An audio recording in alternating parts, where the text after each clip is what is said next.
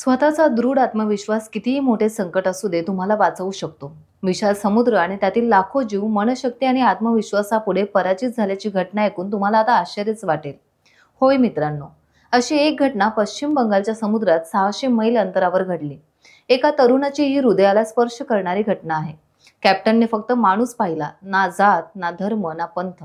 एकांतात पोहणारा तरुण त्याने पाहिला. आजही माणुसकी जिवंत असल्याचं हे जिवंत उदाहरण आहे.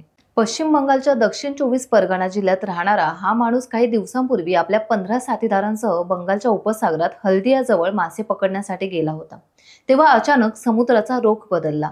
जोरदार वादळ उठलं, लाटा बेफाम झाल्या आणि पाहता पाहता त्यांचं ट्रॉलर उलटलं. सर्वजण समुद्राच्या प्रचंड लाटांमध्ये वाहून गेले, त्यात रवींद्रनाथही. पण तो घाबरणारा नव्हता. मच्छीमार असल्याने पाणी त्याचा शत्रू नव्हता तर साथी होता. त्याने हार मानली नाही. तो पोहत राहिला, पोहत राहिला. वर फक्त आकाश, खाली अथांग पाणी. अनेक तास निघून गेले, अनेक दिवस सरले. 5 दिवस रवींद्रनाथ समुद्रात एकटा पोहत राहिला. ना खाणं, ना पिण्याचं पाणी, फक्त होता जगण्याचा हट्ट.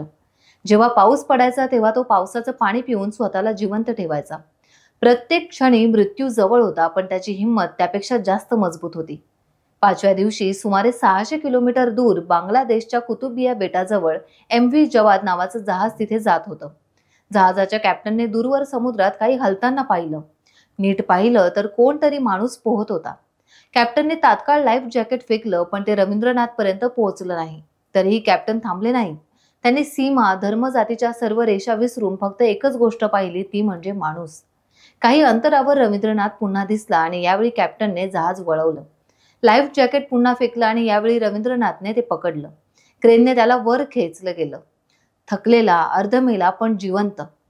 जेव्हा तो जहाजावर चढला तेव्हा संपूर्ण जहाजावरील खलाशी आनंदाने ओरडले. त्यांनी फक्त एक माणूस पाहिला नाही तर माणुसकीला जिवंत पाहिलं. त्या क्षणाचा व्हिडिओ जहाजावरील एका खलाशाने रेकॉर्ड केला आणि तो देखावा आजही पाहणाऱ्याच्या मनाला हेलवून टाकतो. ज्या जहाजावरील प्रत्येक खलाशाला तुम्ही फक्त एक जीव वाचवला नाही, तुम्ही आम्हाला आठवण करून दिली की माणुसकी अजूनही जिवंत आहे, त्या सर्वांचे धन्यवाद. कधी कधी एका माणसाचा हट्ट आणि दुसऱ्या माणसाची करुणा संपूर्ण जगाला अधिक चांगलं बनवू शकते.